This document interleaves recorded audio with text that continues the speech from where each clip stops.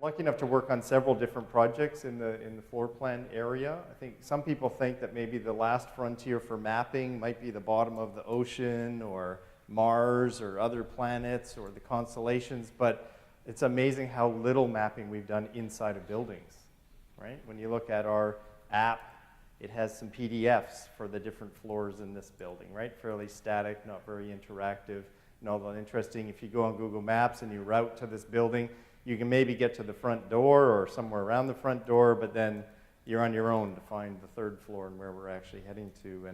And where I've been working, where I think is one of the most interesting parts of our industry right now, is getting inside the building and starting to map that.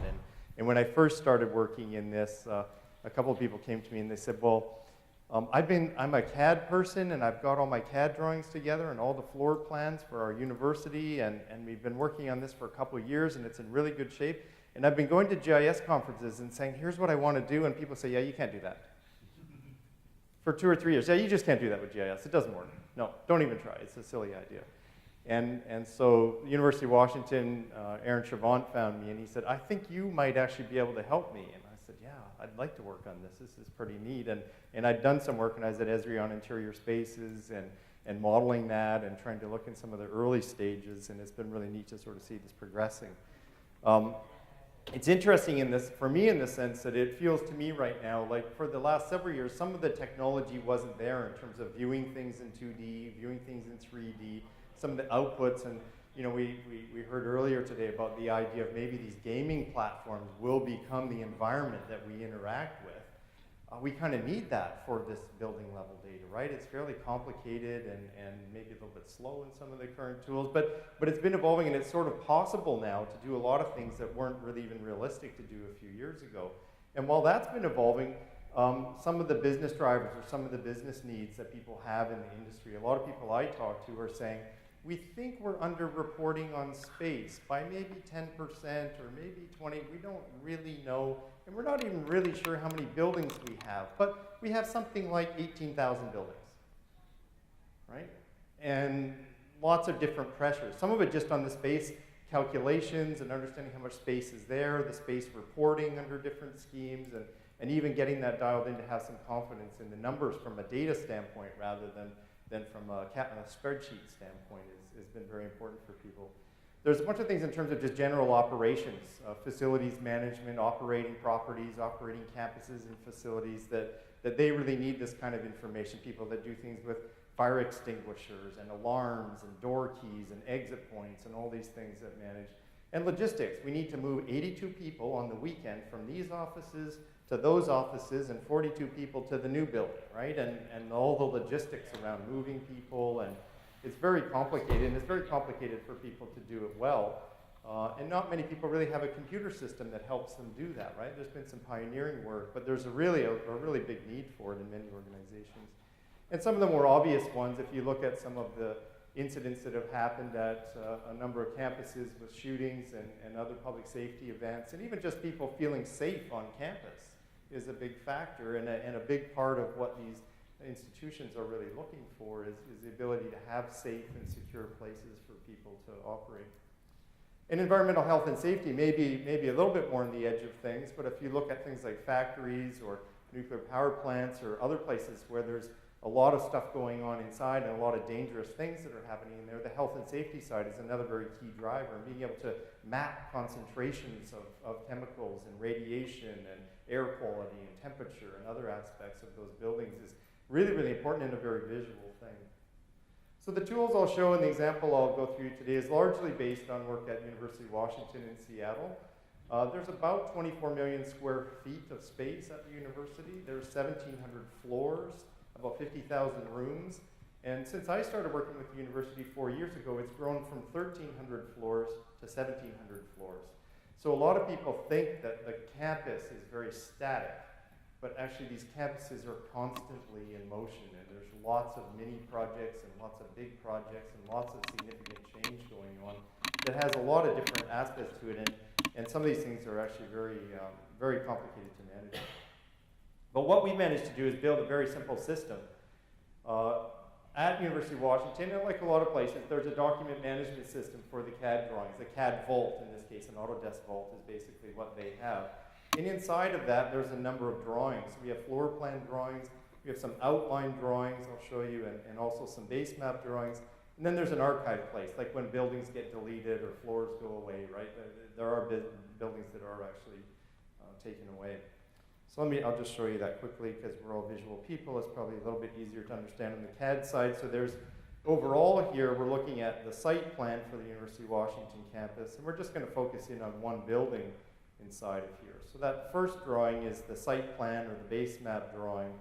The floor plan itself is actually a fairly simple drawing, and the main contents of this really are sort of in three feature classes. So one of those is the actual base architectural features, or on the CAD side it's called BSE, that's the layer. And these are just line work, that represent walls and windows and doors and things like that. The next one here is the GSF, the gross square footage, or basically the floor plate or the usable floor space on that floor. And then underneath that, there's also a set of rooms. So we do actually have room polygons in CAD, and if you look carefully around the doors, they are closed, right? And that's part of what's going on the CAD side here. The way that this particular drawing is set up, and most of the UW drawings are set up, is basically with ArcGIS for AutoCAD, but actually we're not even really using ArcGIS for AutoCAD now. We're just writing X records into the attribute information in the CAD drawing, and then they show up with this X record approach. They actually show up in ArcMap and ArcGIS as feature classes. And even when we use the MSC reader in FME, it'll show up as those feature classes with those attributes, right? And part of what we want to get out of this is some of the attributes like the facility number, or in this case, the one that we're really using is the room area. The calculated square footage of the room is one of the key attributes that we pull out of that. So what happens is we basically have a process. It's just a window scheduled task that runs every hour. We could run it more frequently, but in fact, there's only one person managing this 24 million square feet of space. And the chance of them checking in more than one drawing in an hour is pretty low. So we figure an hour is pretty good. But it sits there and it listens and it goes and it looks in the vault. There's a vault mirror. It goes and picks up any drawing. And basically, we have a Python script that's being run, and it uses some XML config. It took me 8 minutes to say XML, which is probably a negative point, but at least I'll show you a bunch of XML stuff as I go here. But this Python script essentially does most of the basics of the schema mapping using a set of XML files. And I'll show you some custom transformers and a few things, which is sort of at the heart of the processing as we go through this. But essentially what it does is it does some work in here. It loads to a staging area, which is just a SQL Server database. And then what we have is a set of views that show deltas between the staging area and the production area. So the way that this works in practice is that we have, I'll just take a look at the staging area. There's a couple of different parts to it. The first part is, we'll look at this in a second as we go through it, but there's basically the floor plan load, where what we want to end up with is, instead of what we saw on the CAD side, with things like BSE and some of those feature class names and things like that, we actually have a Geodatabase data model, and this is sort of the latest facilities information model from the Esri space. And essentially what we want to do is have things like interior spaces, and instead of that thing called GSF, we actually want to call it a floor area all. So we have different attributes, and you can see the attributes are quite a bit different in here. And we're doing things like grabbing the date loaded. We get the source drawing name. We also pick up some other attributes of these things as we go through. And that's what the calculation is basically doing the schema transformation. But the other thing that you'll notice in this particular space is that also just when you think you have all the feature classes defined and all the views of the information that you might want, the next day you find another, right? So the other reality of this world is that there's going to be lots of 2D representations, lots of 3D representations, lots of ways of looking at information and different tools and technologies. So just to give you a glimpse of that, part of what I'm doing here in this floor plan derived area is we're generating points at the center of all those polygons. We sort of run a duct tape around the outside of the building here and encase all the architectural features, and that's for a particular application purpose.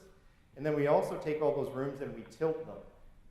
What it ends up looking like actually is we've got sort of a pseudo 3D view, which works well in a number of different tools. but it gives us the ability to show different parts of the building.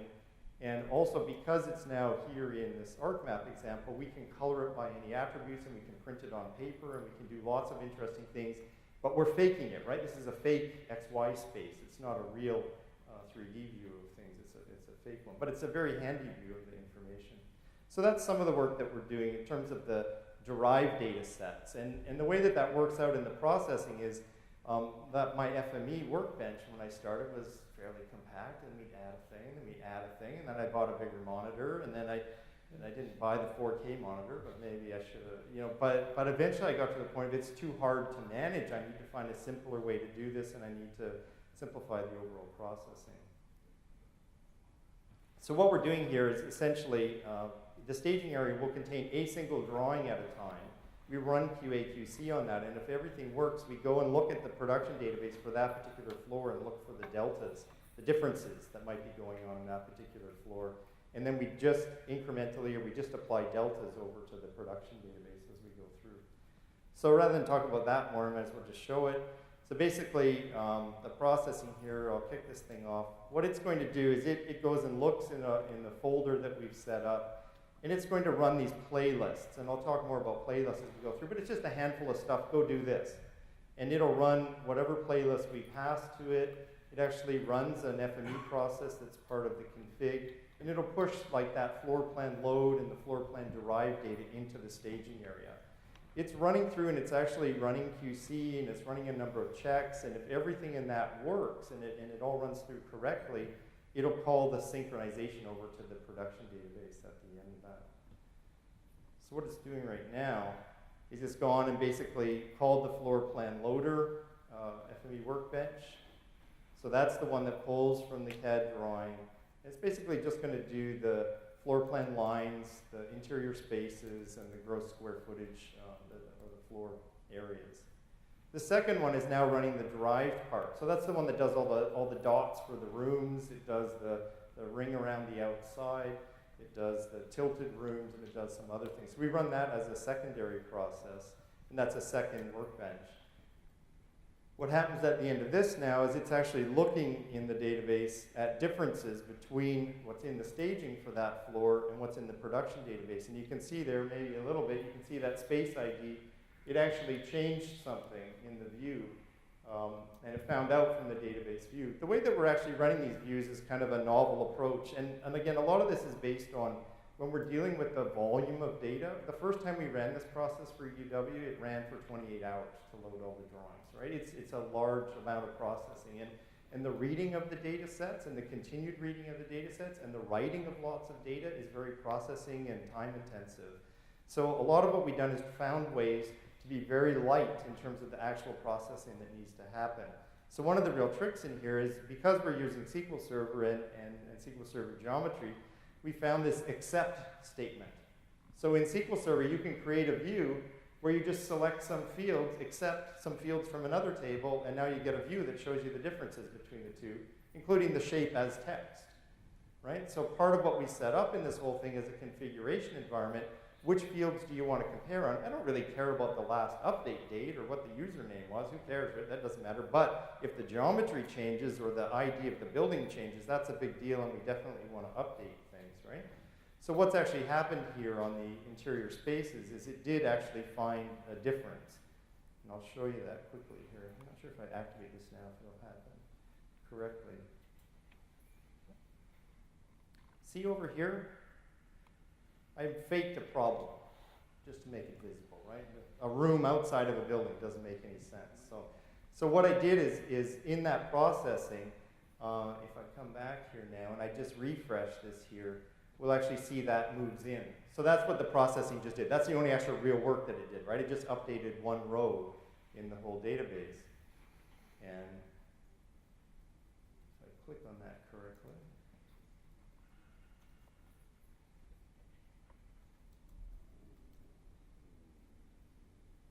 so interior spaces here, you can see I'm on Eastern time here, so is that the right date?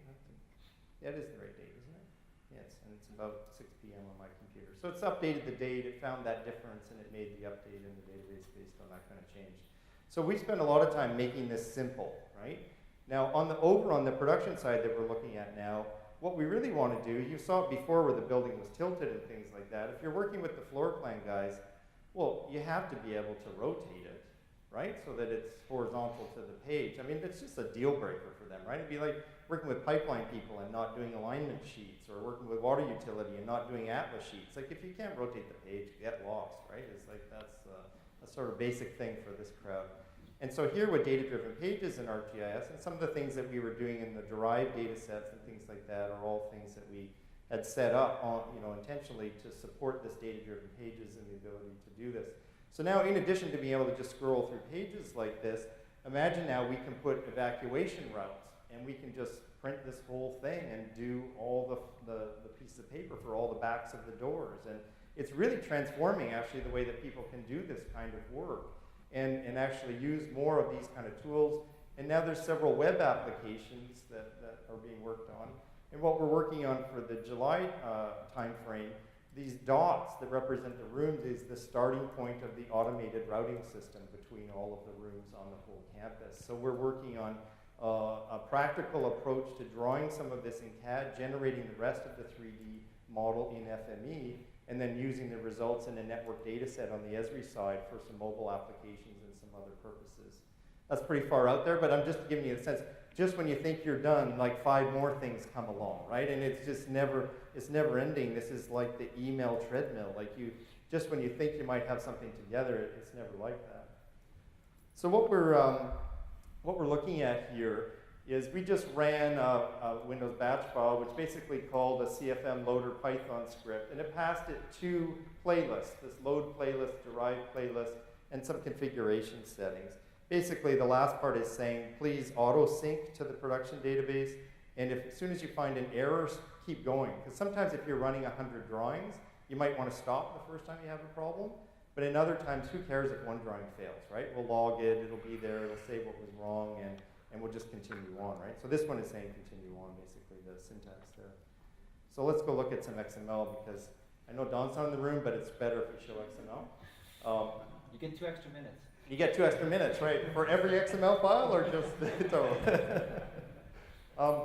Basically, the way that this playlist thing is set up, I realized after a while, like, I started running this XML stuff, and I was doing sort of one feature class at a time, or one layer at a time. And then I realized after a while, well, this is dumb. Like, just send it a list of files to run and have all of my processing actually reach inside those XML files and pull out the content or the data sets I need. So what we're looking at here is floor area all, floor plan line all, interior space. That's the basic floor plan load. It tells it which FME workbench file to run, and that's basically what's in that config. The derived playlist, almost exactly the same thing, except now we have several data sets. You know, the tilt, the interior space room points, the floor all is a little bit different because we might have actually multiple polygons for usable floor space, but we want to create a multi-part polygon in the end, so there's a little bit of processing around that piece of it. And the heart of what's going on in the processing is like this interior space XML example. So basically what's going on here is in the extract section, we're saying what's the source ID. Here's the source name, here's the target name, so it goes from RMS to interior space all. The name of the target is interior space all. We've set up a few QA things here, but basically each of the fields now, in this case, building ID is actually calling a little function that does a Python calculate, and it's basically going to populate the drawing. There's a few other examples in here, like the room number is actually going to get the space ID. The reason for doing this in a function is that most places have a syntax for how they name the rooms and how they name the buildings and things like that. University of Washington is underscore, so it's like building underscore floor underscore room. But some people use dashes, and you know, the syntax is a little bit different by campus. So we split that out into some separate processing. But you can see some other functions in here, like the indate is basically calling another little function to get the database time, another one to get a default username. A lot of times when you run as a batch process, the username is the OS system username, so it's not very useful. We want to populate it with something else. And in this case, a very simple example, we just want to take the room area and copy it into space area, and we want to put the AutoCAD entity handle as the source ID, and we want to take the drawing attribute and push it into the source drawing. In this part here, this is actually a little list of the source field names, but this part here is actually the piece for that change detection or that view that we looked at before. We just build that into the XML, and there's some tools that actually auto-create all the views and stuff too, right? Because I don't really like typing in, select this, select that, accept that. I did once, but then that was about enough of that, right? So I threw that into the XML config as well. And so basically that's the heart of this configuration. And you'll see from this point on, actually the FME portion of it is much more simple, right? Because we pushed a lot of the gnarly attribute handling and even some of the QA settings and other things. I didn't show you in there, but actually the space ID, in addition to the function for doing it, also is a required field and it has to be unique. So we've actually built the QA piece into this as well for geometry and attribute handling as well. And so that makes it simpler when we get a little bit further up. So here, for example, that Floorplan Loader example, the heart of the processing now is just 3 transformers, right? The first one is fix the catwalks. In the beginning, and the second one is really just a tester for whether it's a floor polygon or not. And then the second one is, I think, to fix the floor areas and aggregate them. So basically, yeah, it's a custom transformer, so there's a little more than 3 little boxes, right? It's a little more than that. But for example, what we're doing in the fixed catwalks thing is, most of the time on these guys, I'm not sure how many of you are actually doing this, but on the CAD side, people draw a little catwalk or a bridge or something because they want to have the space of this room correct, and then the room within the room, they want to have that more or less correct. So they actually have these little catwalks and stuff like that, and then on the Esri side, that's not a happy thing, right? The self-intersecting lines and it doesn't look good, and it's just not right from a GIS standpoint, right? So a big part of what we're doing in this fixed catwalks is basically solving that problem. And the second part on the floor area all is very simple, actually. It's partly a drilling, because sometimes there's catwalks on the floors as well. But a lot of times there'll just be more than one part to the floor, and they're not necessarily connected, like in a mezzanine or something like that. The third floor can have multiple usable square footage areas.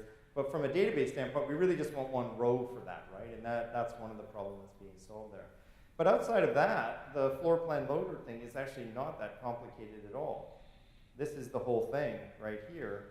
But it does have a few custom transformers and things like that in it that I'll talk about in a minute. I don't think it's 10 transformers, but it's pretty close.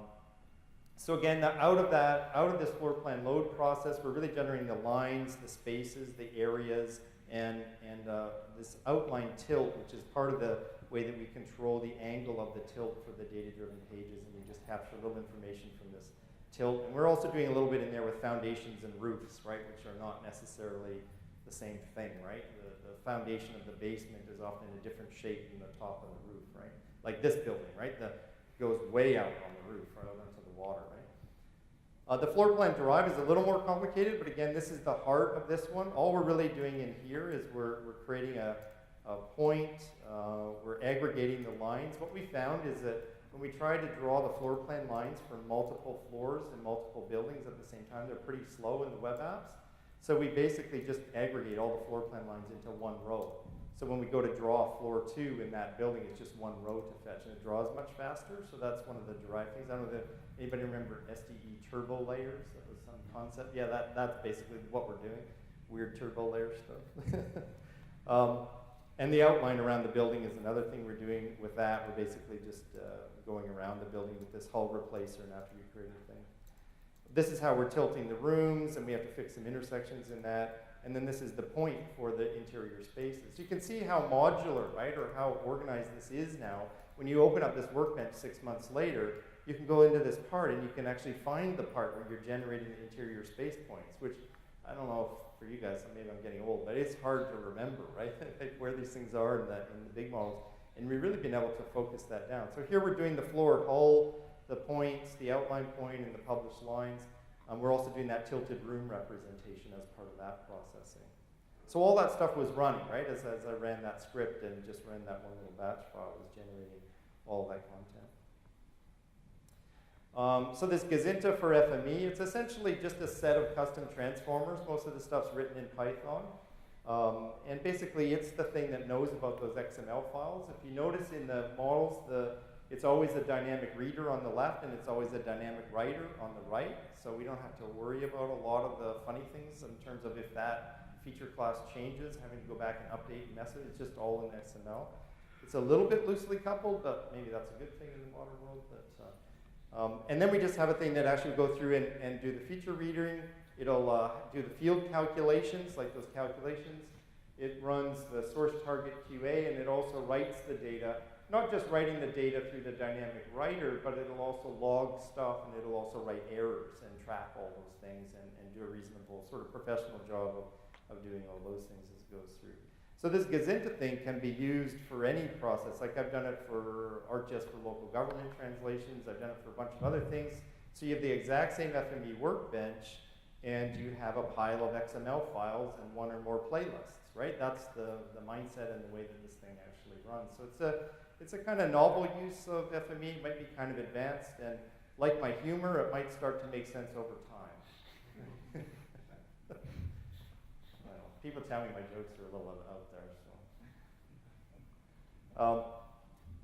Anyway, so this is the heart of it. I know that's kind of a busy-looking slide, but just to give you a sense of it, there's a bit of Python up there on the top left, and it's actually pretty small now what's in there. There's about 7 FME workbench files, all fairly simple in the system. There's several custom transformers, most of them the Gazinta transformers that do some of the work on attributes and QC and things like that. And there's a bunch of XML files for the different playlists and for the different mappings and things. So it's a fairly simple and lightweight solution. You can run it from the command line. You can run it in a batch file, and I've also set up here, this is an Esri geoprocessing toolbox to basically run those same sorts of tasks for somebody who wants to do that more in an interactive desktop way as well. So pretty simple way to look at this, and again, it's one of those things. I think Mark Twain was famous for saying that I would have written a shorter letter, but I didn't have enough time. And it took a while to get a shorter version of this, right? The original stuff was quite complicated. So I won't list off all of these things, but even though that's relatively simple the way it's put together, it's actually handling a number of pretty complicated things, right? Pushing stuff into Web Mercator, handling the identity of things, doing a pretty reasonable job of logging and error handling and trapping lots of different things. Handling this sort of multi-step creation, right? Like you can't create it all at once. It's actually, you have to sort of pass the torch from one process to the next. The delta processing and the change-only updates. And just the ability to sort of have this idea of the CAD people or the CAD side of things sort of operates the way that it has operated. And the way the world works, right? There's CAD people and there's GIS people. It's sort of like there's donkeys and horses, or there's cats and dogs, and if you try to breed them, it doesn't really work, and they can't reproduce even if you did. So no, it didn't the way the world works, right? You have GIS people and CAD people, right? And we have to find some way to put this together and make it all work, right? It's sort of one of the big challenges here. And this 3D seamless GIS thing is, I think, a pretty exciting area and something that lots of people, I think, are going to be very interested in. They're very hungry for the apps, and I think this addresses a particular capability and area that is one of the biggest challenges, at least the folks that I'm working with in terms of putting this together. So with that, that's my contact info, and thank you very much for attending the session.